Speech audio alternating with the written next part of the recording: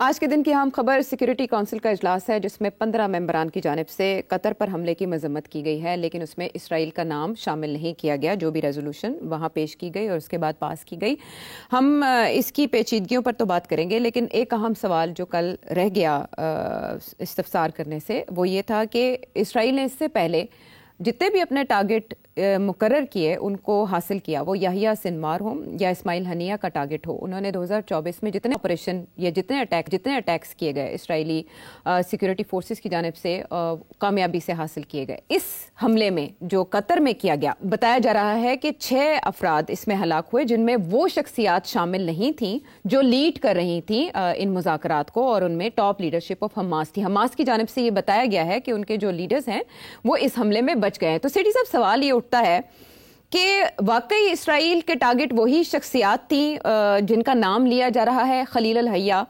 अगर वही टारगेट थे तो वो बच कैसे गए?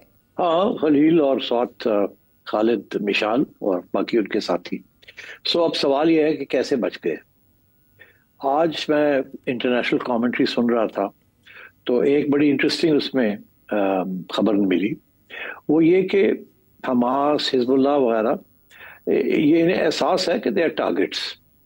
और आपने देखा कि पहले भी ईरान के अंदर किस तरीके से उन्होंने ईरान की लीडरशिप जो थी, मिलिट्री लीडरशिप और रेवोल्यूशनरी गार्ड्स की लीडरशिप, उसको एलिमिनेट कैसे किया। और वैसे भी जब ये टारगेटेड किलिंग्स करते हैं तो कैसे करते हैं। ये लीडरशिप को भी उन्होंने अपने एक स्टैंडर्ड ऑपरेटिंग प्रोसीजर्स बनाए हुए हैं। उनमें से एक बात आज सामने आई है कि वो होता ही है कि जब ये कोई किसी जगह पे ये मिलते हैं जो डेजिग्नेटेड होती है जगह, तो वहां जाते हैं कि अगर फलाने घर में या फलानी जगह पे मिलना है तो they will all go there. मगर मीटिंग से 15 मिनट पहले एकदम वहां से शिफ्ट करके और कुछ साथ वाली बिल्डिंग में चले जाते हैं ताकि लगे ऐसे ही कि वो इसी बिल्डिंग में है, मगर वो इस बिल्डिंग में नहीं होते, वहां की कुछ साथ वाली। और वो सिलेक्ट भी ऐसे ही की जाती है वो बिल्डिंग कि उस बिल्डिंग से दूसरी बिल्डिंग में जाने के लिए आपको बाहर ना निकलना पड़े। तो ये उन्होंने फॉलो किया इस दफा भी कि वहां इस घर में गए, इस बिल्डिंग में गए सारे और डिस्कस करने के लिए, और फिर जब वहां सब आ गए तो फिर वहां से शिफ्ट किया उन्होंने अंदर ही अंदर to a separate next door building. इसीलिए जब यहाँ अटैक आई तो दे वर नॉट, तो यहाँ सारे नहीं थे, जो लीडरशिप थी वो हट के कहीं और चली गई थी क्लोज बाय। तो इसलिए I think this is how they survived. तो ये बात तो अब पता चल गई है कि दिस वाज द रीजन। बाकी इसमें जो इंटरेस्टिंग बात ये है, जो केस है खालिद मशाल का, बड़ा इंटरेस्टिंग केस है और उससे सबक भी बहुत से इंटरेस्टिंग निकलते हैं। वो केस ये है कि 1997 में जब खालिद नया जो नौजवान थे और नया नया इसने ज्वाइन की थी हमास, और ये जॉर्डन में बेस था, उर्दन में, और वहां इजराइल ने इसको असैसिनेट करने की कोशिश की क्योंकि ये वहां ये करता धरता था, जॉर्डन, हेड ऑफ जॉर्डन के अंदर जो हमास का बेस था वहां। और वो कहते ये है कि ये एक होटल में गए और इजराइल के 8 कमांडोज, जिनमें से 4-5 बाहर खड़े रहे, 2 अंदर गए, और जैसे ये अंदर आया तो उनमें से एक ने जाके इसके कान के करीब कोई डिवाइस पॉइजन इंजेक्ट की। अच्छा, तो ये कोमे में चला गया और वो मगर वो पकड़े गए। इसके गार्ड्स जो थे खालिद के, वो बाकी 6 तो भाग गए, ये 2 को पकड़ लिया। ये 2 को पकड़ लिया और जेल में उन्होंने इनको रख लिया। इजराइल ने बड़ी कोशिश की कि इनको किसी तरीके से निकलवा के और भगा लिया जाए, मगर उस वक्त के उर्दन के जो किंग थे, किंग हुसैन, वो he took it personally, he took it very very badly. देखा ये क्या बात हुई, मेरा मुल्क है, I am a sovereign country, ये हमने इसको इजाजत दी हुई है to have a office here, क्योंकि जॉर्डन में भी तो बहुत से पैलेस्टीनियंस है ना। तो ही टुक अ हार्ड लाइन। तो उसने कहा कि ये जो 2 हमने पकड़े हैं, हम इनको ट्राई करके वील एक्सिक्यूट देम। आप नहीं तो इसराइल को चाहिए कि हमें मेडिसिन दे, क्योंकि वो कोमे में था खालिद, और उसको कहा कि आप इनकी मेडिसिन एंटीडोट लेके आए, नहीं तो हम केस करके इनको एक्सिक्यूट करेंगे। तो उसमें फिर उस वक्त प्रेसिडेंट बिल क्लिंटन था। अच्छा। बिल क्लिंटन को इन्होंने ये पैगाम दिया किंग जॉर्डन ने कि देखे ये दिस सारी मसला हम उड़ जाएंगे, we will not be able to hold the anger of the people like this.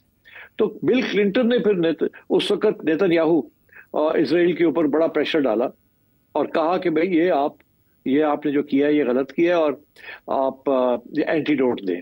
वो इतना सख्त प्रेशर था और इतना सख्ती के साथ जॉर्डन के किंग ने ये बात की कि बिल क्लिंटन ने फिर प्रेशर डाल के और उनका जो डिफेंस आईडीएस का जो हेड था वो फिर एंटीडोट लेके आया, वो दवाई लेके आया। इसको फिर इन्होंने वो दवाई लगाई और उसको कोमे से बाहर निकाला, वो जो पॉइजन दी थी इन्होंने। अच्छा, तो ये बैकग्राउंड थी। उसके बाद क्या हुआ कि किंग जॉर्डन ने कहा नहीं अब काफी नहीं है, बाकी दो जो है वो उसी वक्त छोड़ेंगे, आपके पास जो पैलेस्टीनियन प्रिजनर्स हैं हमास के उनको भी आप रिलीज करें। और वहां उनके सबसे बड़ा leader was already the Mufti was already in prison, उसको भी फिर उन्होंने छुड़वाया। फिर जाके ये मामला तय हुआ।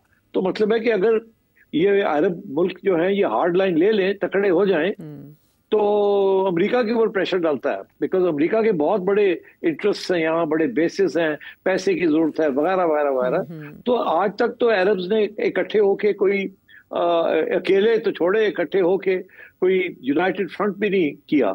और अगर वो करें तो देखें आई एम श्योर उनको काफी उससे रिलीफ मिल सकती है और हो सकता है। तो इसलिए ये बड़ी इंटरेस्टिंग केस है जिसको स्टडी करना चाहिए कि कैसे जॉर्डन के किंग ने बिल क्लिंटन के ऊपर प्रेशर डाला। बिल क्लिंटन ने नेतन्याहू उस वक्त भी यही बंदा था, इसको वो उस वक्त यंग पॉलिटिशियन था ये, और कि इनको कैसे ये किया जाए।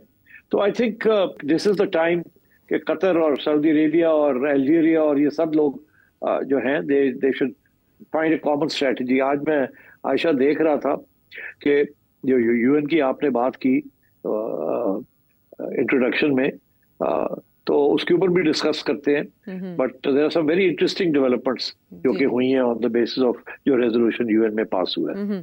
सेठ साहब, जिसकी तरफ आपने इशारा किया वो ये कि आज तक सिक्योरिटी काउंसिल की मीटिंग में जब भी इसराइल के खिलाफ किसी एक्शन की बात की जाती थी तो यूएस उसको बैक नहीं करता था, लेकिन आज हमने ये इंटरेस्टिंग बात देखी कि यूएस भी उसमें सिग्नेचर करने वालों में शामिल है और उसको ड्राफ्ट यूके और फ्रांस कर रहे हैं उस स्टेटमेंट को, लेकिन इसराइल का नाम उसमें शामिल नहीं किया गया। तो फिर इसके असरात क्या होंगे इस नौइयत की करारदाद के या मुजम्मती बयान के? देखिए, यूएन बिल्कुल इम्पोर्टेंट फोर्स है और क्योंकि ये वीटो अमेरिका के पास है और वो हमेशा जब भी इजराइल की बात आती है तनकीद की तो उसको वीटो कर देता है। तो अब और बाकी मुल्कों की यही कोशिश होती है कि ऐसे चलो वीटो ना हो, कुछ ऐसा बयान बना लिया जाए जो कि पास सारे उसके ऊपर मुत्तफिक हो। डोनाल्ड ट्रंप ने तो ऑलरेडी अपना इसके ऊपर व्यू इजहार किया है कि उसने कहा कि ये नहीं होना चाहिए था, ये नहीं करना चाहिए था जी। सो उसने तो ये अमेरिकन पोजीशन तो आ गई है, they have actually condemned it in some way. तो अब ये जो 15 लोग थे वहाँ सिक्योरिटी काउंसिल के, ये उन्होंने इजराइल का नाम नहीं लिया, ये कॉम्प्रोमाइज होगी और इसीलिए आप कह रही हैं कि बरतानिया और फ्रांस ने इसको किया। तो बरतानिया फ्रांस ने तो पता ना उनको कि क्या कर सकते हैं और क्या नहीं कर सकते। तो अच्छा एक रेजोल्यूशन तो आया है कि जी एक स्टेट की सॉवरेनिटी वायलेट नहीं होनी चाहिए एंड सो ऑन, मगर इजराइल का नाम नहीं लिया और वो लेना भी नहीं है। इजराइल का नाम कैसे ले सकते हैं वो? अमेरिका तो सवाल ही पैदा नहीं होता और यूरोप भी नहीं करेगा। फ्रांस शायद कर ले, वो ब्रिटेन तो नहीं करेगा। इसलिए आई थिंक इट्स इंटरेस्टिंग, मगर इससे ज्यादा इंटरेस्टिंग है कि पाकिस्तान और अल्जीरिया ने ये मीटिंग कॉल की थी, उसके अंदर बोले भी ये उससे पहले पाकिस्तान बोला, फिर इजराइल ने जवाब दिया, फिर उसके बाद अल्जीरिया भी बोला, फिर पाकिस्तान बोला, फिर इजराइल ने कोई कमेंट किया। तो मैंने सुनी है वो डिबेट और पाकिस्तान ने बड़ी हार्ड लाइन ली है, खुल के बात की है और बड़ी पहली दफा इतनी खुल के पाकिस्तान ने बात की। हालांकि आपको पता ही है पाकिस्तान के तल्लुकात अमेरिका के साथ बड़े सेंसिटिव हैं और उन्हें पता है कि अमेरिका कितना टाइड इन है विद इजराइल, बट इसके बावजूद शहबाज शरीफ साहब का वहां जाना और कतर जाना और वहां खड़े होकर कहना कि वी आर विद यू, और यहाँ बड़ा स्ट्रॉन्ग स्टेटमेंट पाकिस्तान डेलीगेशन ने दिया है और उसके बाद अल्जीरिया ने भी बड़ा स्ट्रॉन्ग स्टेटमेंट दिया है। सो ये तो आई थिंक उसके साथ जैसे कहते हैं ना कि ग्राउंड वर्क ले हो गया था, तो I think that's a good thing और पाकिस्तानी मंदूब की जानिब से जिस जुबान में जिस अंदाज से जवाब दिया गया उसको काफ़ी दाद दी जा रही है सोशल मीडिया पर। सेठी साहब, इसी इजलास में शिरकत के लिए कतर के वज़ीर आज़म भी वहाँ पहुँचे अमेरिका में, और वहाँ उन्होंने इजलास से खिताब भी किया और कहा है कि उनका मुल्क गजा में जंगबंदी के लिए अपनी सिफारती कोशिशें जारी रखेगा। इससे पहले ये खदशा जाहिर किया जा रहा था, जैसे उन्होंने कहा उनके साथ धोखा हुआ तो वो ये अमल दोबारा सालिस का किरदार या मुसालहतकार का किरदार अदा नहीं करेंगे, लेकिन वो तो कह रहे हैं कि बगैर किसी हिचकिचाहट के वो ये किरदार जारी रखेंगे। तो इससे क्या जाहिर होता है? मुझे नहीं समझ आई इसकी कि वो जारी रखेंगे। आई थिंक कैसे जारी रखेंगे, कौन आएगा इनके पास?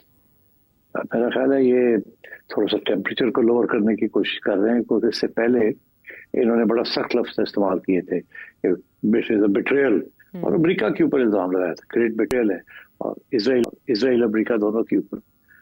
मेरा ख्याल है फिर सोचा होगा कि यार अब हम कर क्या सकते हैं, और हमें तो यही कहना चाहिए कि we believe in the peace effort and so on. मगर मेरा ख्याल है ये अब ये इस तरीके से नेगोशिएशन होगी नहीं। और ये जो बयान आया, मैं आई डोंट नो इसका मतलब क्या है। क्या ये चाहते हैं कि फिर से हमास को कहे कि यहाँ आ जाएं? और इसराइल ने तो अभी बयान दिया है कि जी हम तो जहां भी होंगे हम नहीं छोड़ेंगे। तो आई डोंट थिंक, मुझे नहीं, to be very honest I don't understand this. मेरा ख्याल है इसके पीछे आगे कुछ और अभी आएगा तो पता चलेगा what exactly they mean by this. और ये तब आएगा जब उनकी मुलाकात प्रेसिडेंट ट्रंप के साथ हो जाएगी, क्योंकि ये मुतवक्के है उनकी मीटिंग। तो उसके बाद आप कह रहे हैं कि मजीद पिघलने के चांसेस हैं, मजीद पारा नीचे आने के चांसेस हैं? आई डोंट नो, मेरा नहीं ख्याल it's going to be so easy. इतना आसान नहीं होगा ये। इस वक्त बहुत गुस्सा है अरब वर्ल्ड में, और हमास सर्टनली अब कैसे वो रिस्क लेंगे, सवाल ही पैदा नहीं। तो इसराइल ने अपने जो ऑब्जेक्टिव्स हैं वो तो बड़े क्लियर कर दिए, वो तो नहीं छोड़ेंगे। उन्होंने एक बंदे ने नहीं, बहुत से लोग कह रहे हैं वहाँ, उनके तो रिलीजियस लीडर्स भी यही कह रहे हैं कि हम जहाँ जहाँ होंगे, उनके रबाई भी यही कह रहे हैं कि हम जाएंगे और करेंगे। तो ये बयान मुझे फ्रैंकली आई डोंट अंडरस्टैंड। ठीक है, और ये बाकायदा नशर हो रहा है, छप रहा है मुख्तलिफ वेबसाइट्स पर भी, और एट द सेम टाइम इसराइली वज़ीर-ए-आज़म नेतन्याहू आमादा दिखाई देते हैं। अपने ही मिशन पर उन्होंने ये कहा, एक बार फिर दोहराया है कि दो रियासती हल की तरफ हम नहीं जा रहे, और फ़लस्तीनी किसी भी किस्म की फ़लस्तीनी रियासत को कबूल करने के लिए, तस्लीम करने के लिए आमादा नहीं है। उनका ये कहना था कि ये ज़मीन हमारी है और हम अपना वादा पूरा करने जा रहे हैं कि यहाँ कोई फ़लस्तीनी रियासत नहीं बनेगी। तो वो कॉन्फिडेंट है। देखना यह कि इतवार को जो अरब इस्लामिक वर्ल्ड का इजलास होने जा रहा है उसका क्या सामने आता है, इस्लामी दुनिया क्या रद्द-ए-अमल ज़ाहिर करती है।